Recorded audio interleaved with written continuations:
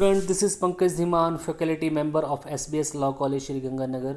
Now we are going to start another topic of the company law, that is floating charge and fixed charge. तो आज हम पढ़ेंगे floating charge और fix charge क्या होते हैं, जो कि आपने लास्ट लेक्चर में इसके बारे में सुना.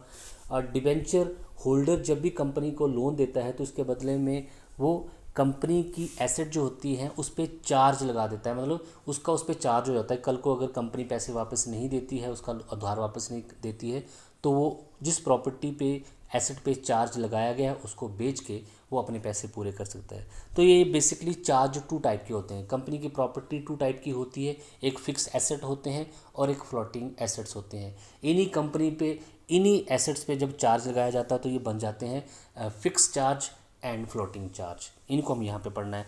अ charge on the property of the company as a security for the debenture और डेप्ट may be of two kind, floating charge and fix charge. जो कंपनी की प्रॉपर्टी पे जो चार्ज लगाया जाता है ये दो तरीके का होता है.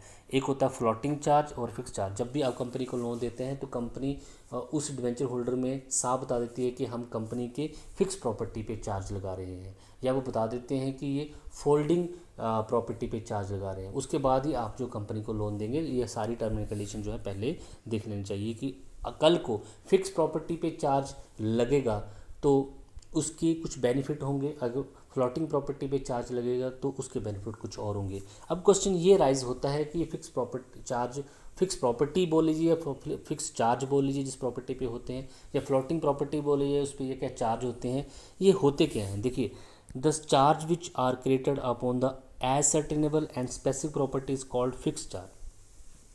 जो भी कंपनी की ऐसी प्रॉपर्टी है जिस पे आप उसकी वैल्यूएशन कर सकते हैं, एसर्टेनेबल है, फिक्स्ड प्रॉपर्टी है, स्पेसिफिक प्रॉपर्टी है. जैसे कंपनी की मशीनरी, कंपनी की हैवी मशीनरी, कंपनी का प्लांट, कंपनी का जो मैन्युफैक्चरिंग यूनिट है, एक कंपनी की पूरी बिल्डिंग है, ये फिक्स्ड प्रॉपर्टी होती है. और इस फिक्स प्रॉपर्टी पे जब चार्ज लगाया जाता है तो यही क्या बन जाता है, फिक्स चार्ज बन जाता है. ठीक है, और यही सिक्योरिटी होती है उस डिवेंचर होल्डर के पास. तो कल को अगर उसके डिवेंचर सर्टिफिकेट में ये लिखा हुआ है कि वो कंपनी की फिक्स प्रॉपर्टी पे ही चार्ज क्रिएट है उसका, तो वो फिर इसी प्रॉपर्टी को बेच के अपने पैसे पूरे कर सकता है. तो मैंने आपको बता दिया, जैसे कंपनी की बिल्डिंग होगी, उसका कोई प्लांट हो गया, या उसकी जितनी भी मशीनरी होती है जो कि फिक्स्ड होती है, उसी को हम उसी प्रॉपर्टी पे जब चार्ज क्रिएट होता है तो उसको हम फिक्स चार्ज बोलते हैं. अब ये फ्लोटिंग चार्ज क्या होता है, देखिए, opposite to it the charge created on the property of fluctuating nature is called the floating charge.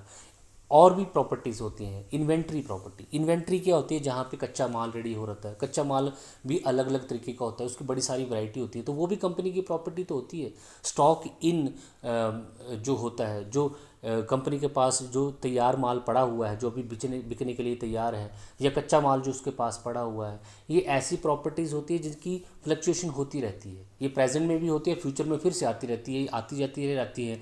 तो ये भी कंपनी की प्रॉपर्टी होती है, आप इस पे भी चार्ज क्रिएट कर सकते हैं. तो ऐसी प्रॉपर्टी जो कि फिक्स्ड ना होके फ्लोटिंग है, जिसकी ट्रांजैक्शन होती रहती है, तो उसको हम क्या बोलते हैं, फ्लक्चुएटिंग चार्ज बोलते हैं.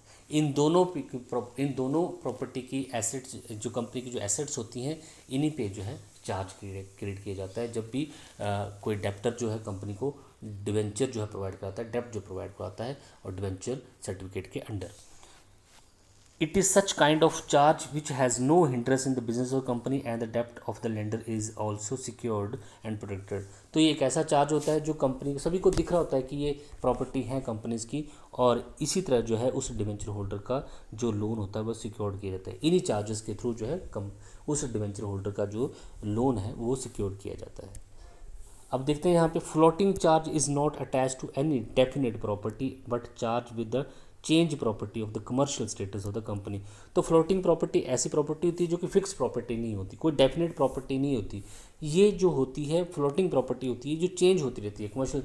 जैसे कच्चा माल आएगा, फिर वो तैयार माल बन जाएगा, वो चला जाएगा, फिर से कच्चा माल आएगा, तो कंपनी के स्टॉक में जो माल पड़ा हुआ है वो क्या बन जाता है, फ्लोटिंग चार्ज बन जाता है. और ये इसकी फ्लोटिंग प्रॉपर्टी भी होती है कंपनी के अंडर. इन्वेंट्री के अंडर जो ये सारा सामान पड़ा होता है इसको क्या बोलते हैं, इन्वेंट्री. इसके में कच्चा माल भी होता है, रेडी माल भी होता है, कच्चा माल की अलग अलग वैरायटीज़ हो सकती हैं.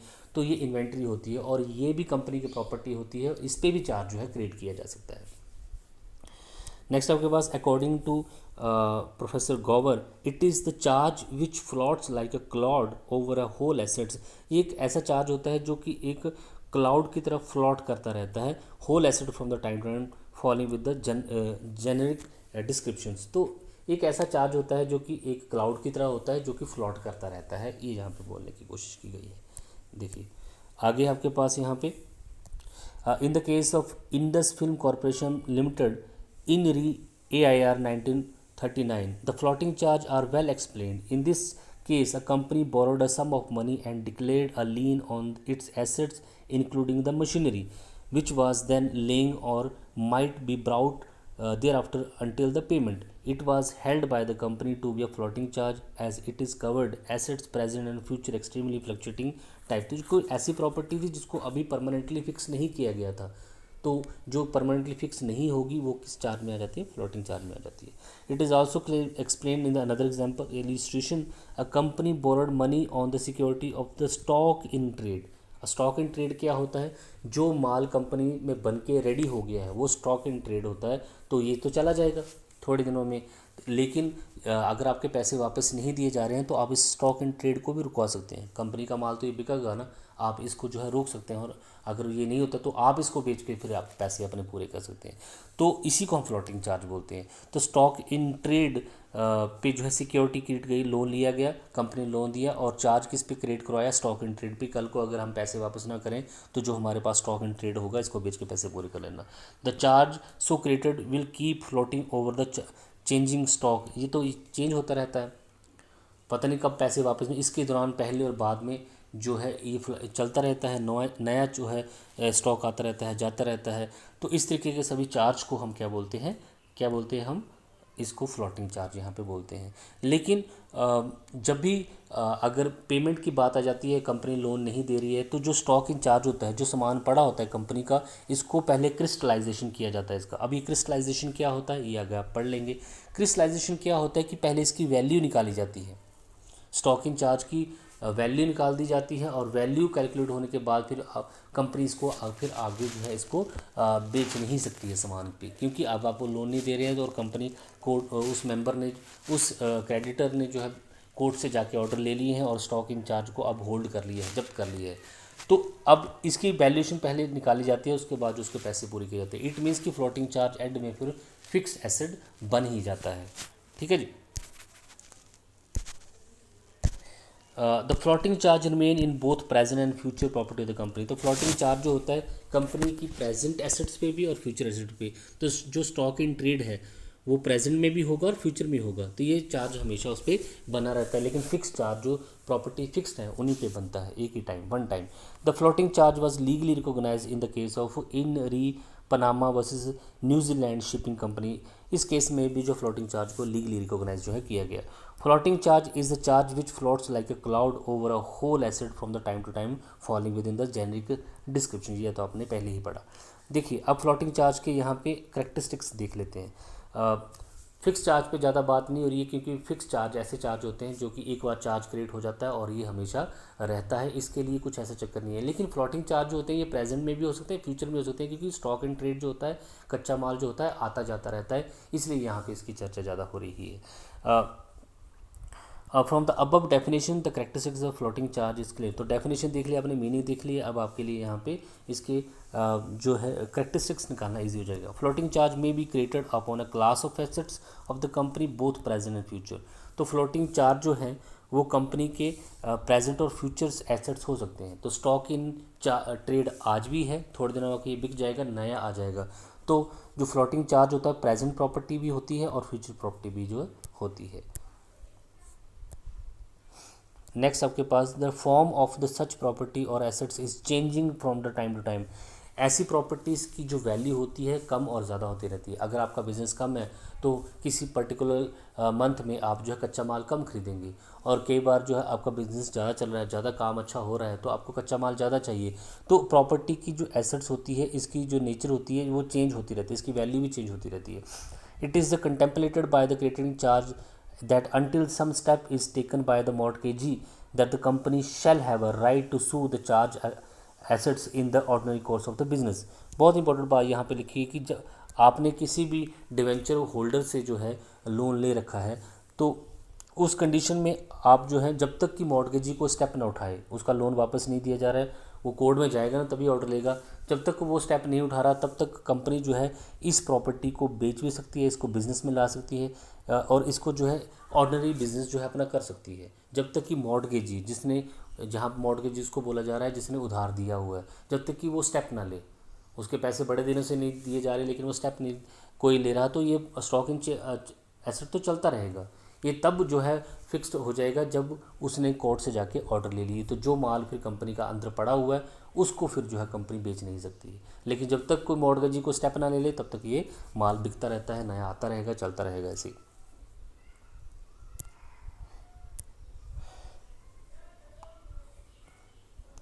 अब यहाँ पे डिफरेंस देख लेते हैं, क्या डिफरेंस है फिक्स चार्ज में और फ्लोटिंग चार्ज में। तो देखिए सबसे पहले डिफरेंस आपके पास, floating charge is created on the such property of the company which is movable. तो फ्लोटिंग चार्ज में जो प्रॉपर्टी होती है वो मूवेबल होती है, जैसे स्टॉक इन ट्रेड है, कच्चा माल है, उसका रॉ मटेरियल जो है, फिर नया माल जो आएगा, ये सारी किस तरीके की प्रॉपर्टी है, मूवेबल प्रॉपर्टी है। लेकिन फिक्स चार्ज जब किसी प्रॉपर्टी पे क्रिएट होता है तो वो इमूवेबल प्रॉपर्टी होती है। मैंने आपको पहले बताया फिक्स चार्ज क्या, फिक्स प्रॉपर्टी क्या होती है कंपनी की, जैसे कोई बिल्डिंग होगी या कोई प्लांट हो गया कंपनी का या मशीनरी होगी जो कि फिक्स्ड कर दी गई है, तो वो क्या होगी, इमूवेबल प्रॉपर्टी होगी। तो फ्लोटिंग चार्ज में प्रॉपर्टी जनरली मूवेबल नेचर की होती है, लेकिन फिक्स चार्ज में प्रॉपर्टी जो होती है इमूवेबल नेचर की होती है।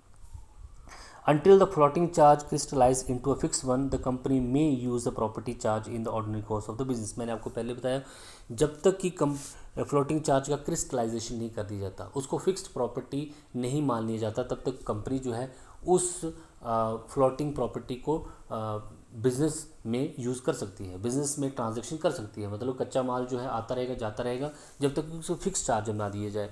तो आप कंपनी जो है काम कर रही है, उसका स्टॉक इन ट्रेड भी है, कच्चा माल आ रहा है जा रहा है, लेकिन आप कंपनी जो है उस डिवेंचर होल्डर के पैसे नहीं दे रही, डिवेंचर होल्डर कोर्ट में पहुंच जाता है और वहां से ऑर्डर लेता है, उसके बाद फिर जो माल होगा उसको कंपनी फिर जो है बिज़नेस में नहीं ला सकती है, क्योंकि अब उस पर लग गया स्टे। ठीक है, तो उसकी वैल्यूएशन जब हो जाती है और फिर जब वो सामान जो है अब उसकी ट्रांजैक्शन नहीं होगी बिजनेस में, तो वो क्या बन जाती है, फिर वो फिक्स प्रॉपर्टी बन जाती है। इसलिए यहाँ पे बोला गया है until the floating charge crystallise into a fixed one the company may use the property charge in the ordinary course of business. लेकिन where is in the case of fix charge, एक बार उस प्रॉपर्टी पे fix charge लग गया, अगर आपने company जो लोन दिया था वो चार्ज किस पे क्रिएट किया था, फिक्स प्रॉपर्टी पे किया गया था, तो फिक्स प्रॉपर्टी जो है फिर उसकी ट्रांजैक्शन तो फिर होती ही नहीं है, वो तो रुक जाती है, वो तो the company can not use the property, तो कंपनी फिर उस प्रॉपर्टी को यूज़ नहीं कर सकती है, ना तो उस बिल्डिंग को यूज़ कर पाएगी ना तो उस मशीनरी को यूज़ कर पाएगी, अगर वहाँ पे वो डिवेंचर होल्डर कोर्ट से जो है वहाँ पे ऑर्डर लेके आ गया तो। लेकिन जब तक ऑर्डर कोर्ट से नहीं आए हैं तब तक वो ऐसा कर सकता है, फ्लोटिंग चार्ज में भी ऐसा कर सकता है। आगे आपके पास यहाँ in the case of floating charge the company may sell the mortgage that the property on which charge is created on the authorization of the memorandum of article. तो फ्लोटिंग चार्ज में जो उस प्रॉपर्टी को वो cell कर सकता है, मैंने आपको बताया जब तक कि मॉर्टगेज को स्टेप नहीं ले सकता तब तक वो उस प्रॉपर्टी को बेच भी सकता है, उसका मॉर्टगेज भी कर सकता है, स्टॉक इन ट्रेड जो है उसको बेच सकता है, कच्चे माल जो बन जाता है उसको भी बेच सकता है, लेकिन इसका प्रोविज़न जो है मेमोरेंडम ऑफ एसोसिएशन में होना चाहिए। Where as in the case of fix charge no aforesaid transaction of the property can be done without the consent of the holder of such charge।